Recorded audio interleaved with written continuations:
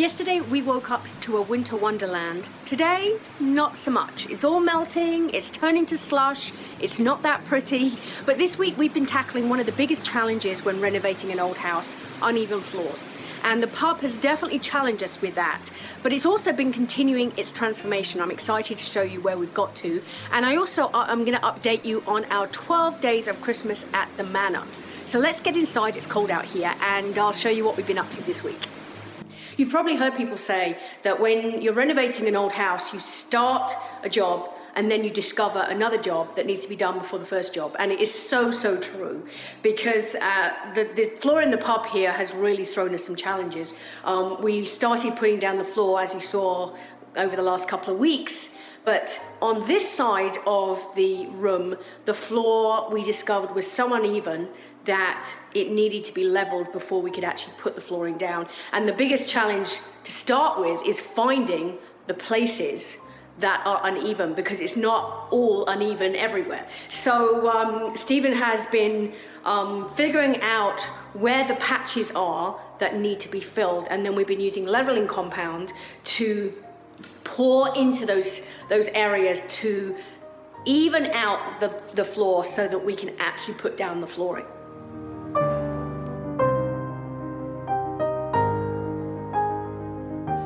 He also came up with a very creative idea to turn on his compressor to vibrate the floor and remove any of the air bubbles from the leveling compound, which I think is pretty smart.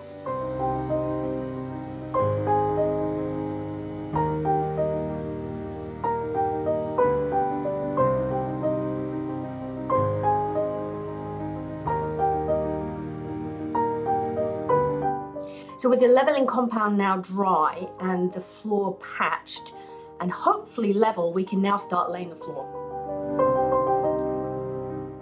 It's a sad day today because our beautiful live Christmas trees that we have here in the reception room and my Christmas mannequin out in the hallway have seen better days.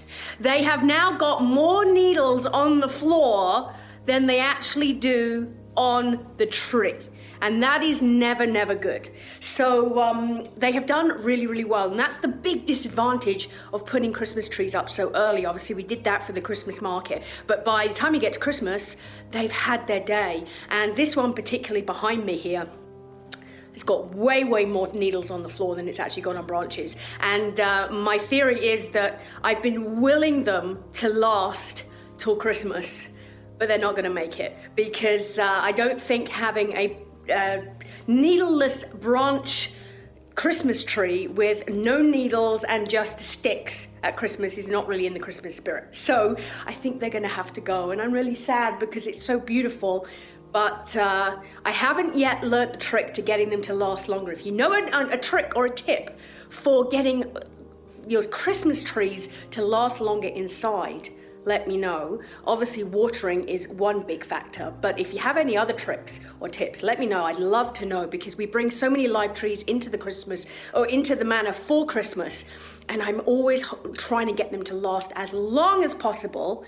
But sadly, this one in the reception room and my Christmas mannequin are not looking too good, and I think this weekend they are gonna have to say goodbye and sadly leave the Manor. But they've done us well, and we'll have lots more next year. But we actually have some in the Manor that have done really well. And I know different types of trees make a difference as well. So any tips or tricks you have for keeping live trees as long as possible, I would love to know them. The really frustrating thing when you're renovating a house is nothing goes quite as quickly as you'd like. And we'd hoped to be a little bit further on with our trim this week than we are, but we are moving forward. We've now got more walls with trim on, but there's always that domino effect. So we can't finish the bottom of this trim until the floor's done. We can't finish the floor until the leveling is done, so everything kind of gets held up. But it is coming together, and it is moving forward. A little bit slower than we'd like, but it's gonna look fantastic when it's all put together. And this week we will be able to now get the floor down and finish the trim, and then I can start painting it in the blue. We also got our second gorgeous chandelier up, and we do need to change some bulbs. You can see that the bulbs in this actually show beneath the fittings, and so we have ordered some smaller bulbs that will make it less of the white light and more of the red that you can see on the right hand side. But we are so thrilled with these lights. And right now we just have our single pendant hanging right in the middle. Thank you to everyone who sent in or posted their ideas of what light fitting should go right in the middle there. And we are going to be working on getting that put together, and I'm excited to show you what it will be, what our final decision will be. So stay tuned to find out what we do in that centerpiece. But the two lights are just looking really, really fantastic. If you've been to any of our markets, you will have probably seen this old antique till. And we've had it for quite a while. It actually came with us from BC. We picked it up at an auction there. As soon as I saw it, I knew I had to have it.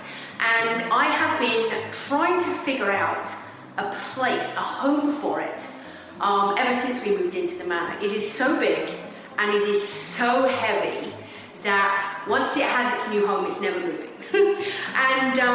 But it's just so awesome. It actually still works. You can plug it in and it actually does work. It still has the paper in the roll here, which is so awesome. And so I've been trying to figure out in all my designs, as I've been creating the pub, where this would go. And I have finally figured out its new home. And I cannot wait to put it in place. It needs a good cleanup. It needs some TLC, a little bit of TLC, but it's in remarkably good condition, to be honest. And we are going to be putting it behind the bar, right in the center of the wall that is wallpapered down there, on the counter. So it will be on the back wall as our feature. When you come into the pub, you'll be able to see it. And we're actually going to put it to use. I'm not going to tell you exactly how I'm going to do that yet, but I have a plan for actually putting it to use in the pub. So you'll have to stay tuned to find out what I do with that. But I cannot wait to see this in its new home. And as we put together the bar over the next few weeks over Christmas, I'll be able to show you where it's going to, in its final place, and pride of place at the back wall. But I cannot wait to actually get it in and to be able to show you. If you've been watching our 12 Days of Christmas at the Manor videos, you will recognize this as our Christmas set that we're using for those videos. And we're on day 4. We have given away a tote bag, we've given away coffee, we've given away a full set of our limited edition ornaments. Today we're giving away Sandpiper coffee. We're giving away something every day for all 12 days, and we have some amazing more giveaways to come. So if you are not following those videos or watching those videos, make sure you head over to our Christmas at Ladysmith Manor Facebook group. We're posting all the videos in that group. We're posting one a day, so each day a new one comes out. Each day we give away, and each day we announce a winner. So we would love you to join us. We'd love you to be part of that. So I will put the link in the comments below if you are not part of that group, so that you can find your way over there and watch the videos. And make sure you watch today for your chance to win our 2 bags of Sandpiper coffee. And like I say, lots more goodies coming, including the opportunity for you to win an overnight stay here at Manor. So very exciting over the next 9 days. 8 days, 9 days. I've lost track of my days, but we will be posting a video every day, and we'd love you to be there with us. So make sure you check that out. And so I look forward to seeing you back here for day 5 of our 12 Days of Christmas at the Manor, and next Thursday for our next episode of the Ladysmith Manor Diaries.